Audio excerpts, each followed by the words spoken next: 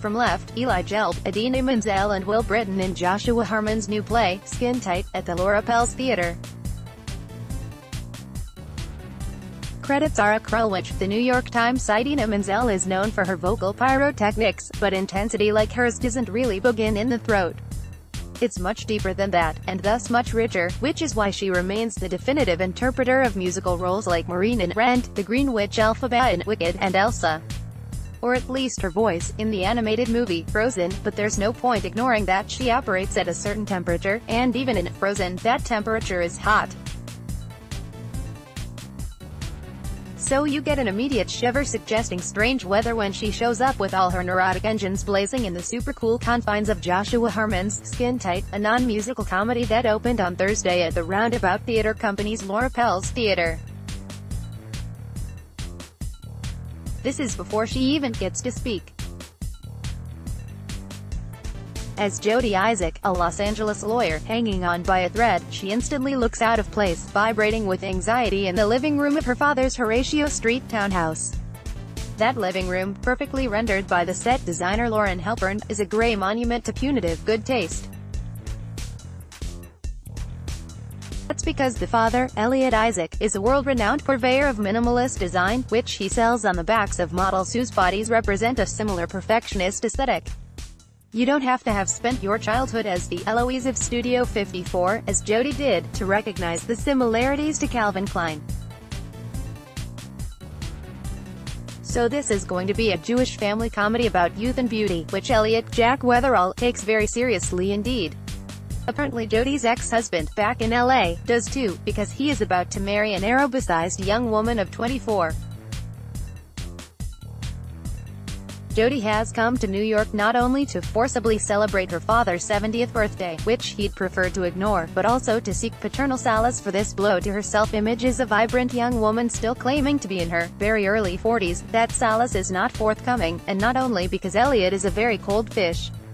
Before Jody can finish bewailing her ex-husband's child bride, with all the mortifying math that entails, Elliot trumps her with Trey, the 20-year-old ookie hunk he has taken to calling his partner. Image Idina Menzel and Jack Weatherall in Skintight. She plays a divorced lawyer seeking solace from her father. CreditSara Krulwich. The New York Times. All of these and one other key element, Jody's 20-year-old son, Benjamin, a queer studies major, are presented as crisply as a white dress shirt in a box. It only remains to see what everyone's goals will be and how they will clash and, because this is a comedy, eventually coalesce. You anticipate a sleekly enjoyable romp, well-made, sexy, with a bit of substance yet light enough for a summer evening. A low bar, perhaps, but Skintight clears it. Though Jody is needy and Elliot vain, and Benjamin sulky and Trey dim, Mr. Harmon complicates their baseline traits sufficiently to keep them interesting if not especially credible. Trey, for instance, is rude to one of the servants. There are two, gliding around as if fancasters. Benjamin, who at first seems morally superior, turns out to be blind to his own sense of entitlement. A Trustafarian grandson of a near-billionaire, he has the gall to criticize Trey for sponging. But something's off, and it's not the cast. In her first prominent non-singing stage role, Ms. Menzel nails Jody just about perfectly, landing every joke as if on a musical button. Her heat makes sense of the character's contradictions and is beautifully foiled by Mr. Weatherall's lizard sang Freud. As Benjamin, Eli Gelb seems to have walked onto the Laura Pels stage directly from a semiotics course at Brown, and Brittain brings dignity to the prototypical dumb jock, even if he is often made to do so while wearing one. The spot-on costumes are by Jess Goldstein, so any random 15-minute stretch spent watching Skintight is likely to prove rewarding. You'll laugh, you'll ogle, you'll tut. And the smoothness of the staging, by the director Daniel Augen, will keep you from noticing that more and more of those stretches are stretching by without much build. If you've seen Mr. Harmon's earlier plays, that problem may remind you of Significant Other, in which there's less of a plot than a recurrent situation. A gay guy's female friends keep getting married. Or you may, more happily, recall Bad Jews, with its omnivorous comic appetite. What You Won't Think of Is Admissions, recently produced by Lincoln Center Theater, in which the characters have clear agendas at clear odds with one another's. The characters in Skintight don't have agendas, they have annoyances.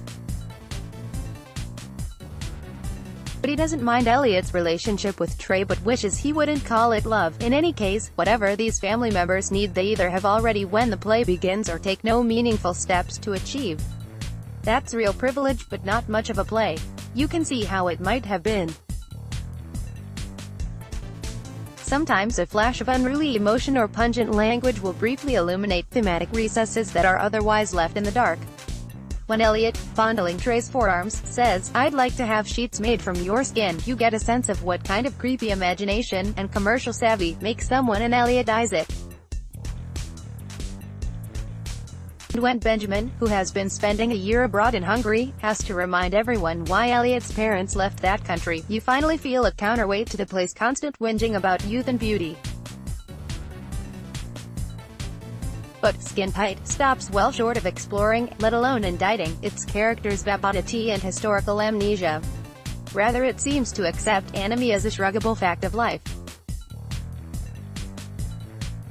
When Jody asks the Hungarian housekeeper to translate the writing on the back of a photograph of Elliot's grandparents, a message of stunning banality is revealed. It has been raining here. That's funny but also apt.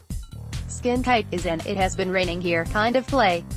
And perhaps it's just the wrong season for anything more ambitious. In any case, you know it's an overcooled room if even Idina Menzel can't heat it up. Follow Jessie Green on Twitter, @JessiGreen.